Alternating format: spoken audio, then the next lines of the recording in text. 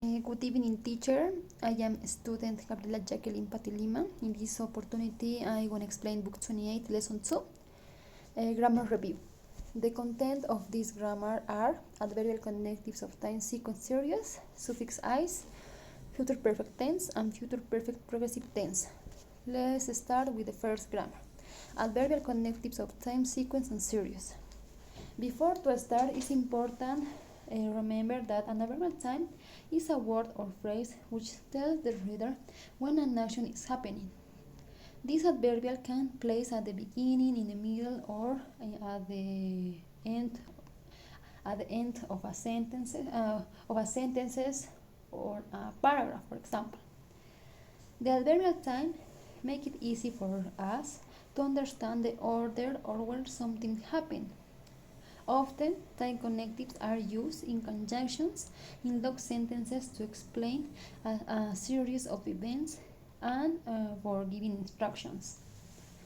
As I said, we have adverbial connectives of time, initial, middle, and end. The adverbial connectives initial are the most common to the beginning, to start with, first, initially, first of all, and first, in the beginning and the start. For example, to start this story, I have to go back to my childhood. Initially, it all started when I missed the flight to Madrid. If we notice, we are using the adverbial connectives for initial, to start, and initially. Middle, next, the most common, next, in the meantime, then, after that, afterwards, following this, before that, later, and eventually.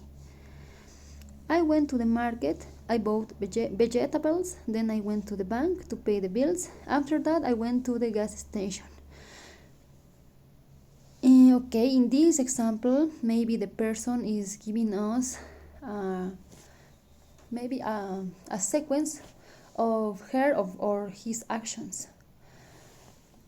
For end, we have finally, lastly, last of all, at last, in conclusion. Exam day is terrible. First, we start with chemistry, then math, and finally physics. If we notice, we are maybe giving a final or end the story, or maybe the sentences with the adverbial connectives finally.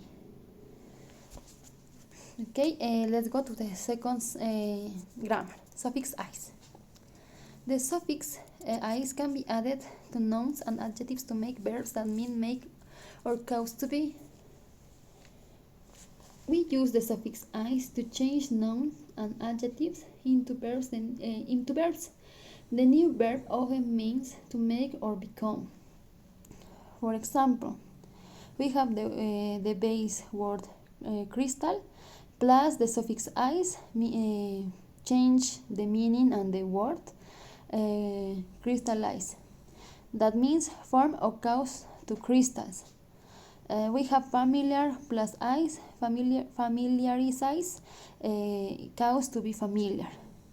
Final plus "-is, finalize, produce or agree or finish, and definitive version of. We have priority plus "-is, prioritize, to arrange in order or of importance. Okay, we maybe can use a lot of nouns and adjectives and change the meaning of these words, adding the suffix "-is at the end of the phrase. But we need to be careful about the ending of the word to add the phrase "-is. In some cases, this word can change for example, in the first, crystal plus "-is, crystallize. We add an L and a way. Okay, be careful with this. The future perfect tense. This tense expresses an action or event planned and completely done in a particular future timing, having fixed that schedule. In this case, the future perfect tense is for talking about an action that will be completed between now and some point in the future. The future perfect tense is used with the action that happens first. Commonly, this time is used by simple present tense, and some prepositions that maybe work with this time are by the time, from now, by the time, as soon as, before, when, and in some cases already. The word order for this time is pretty simple. We need to put will have plus a past participle to form this time. Okay, let's look the imagine. As I said, will have plus a past participle. Let's look some examples. John will have gone by 10. Another example, I will have eaten before 9 o'clock. If we notice, maybe those activities in a point at the time in the future, this activity will be completed. But in this case, we are specifying the time in the first by 10 and in the other before 9 o'clock. We are specifying the time. Let's look other example. He will not have done the project by evening. Maybe this action will be completed now or in some point in the future. We don't know, and maybe we can use to combine this sign before these first sentences, maybe another sentences to explain why this man can have ready the project. For example, he was eating, so he will not have done the project evening. Maybe we can combine two times. The future perfect progressive tense. The future perfect continuous is the other name of this time. It's a verb form or construction used to describe actions that will continue up until a point in the future. The future perfect continuous tense is a verb tense that can be used to refer to an action that will be continuing until a certain time in the future.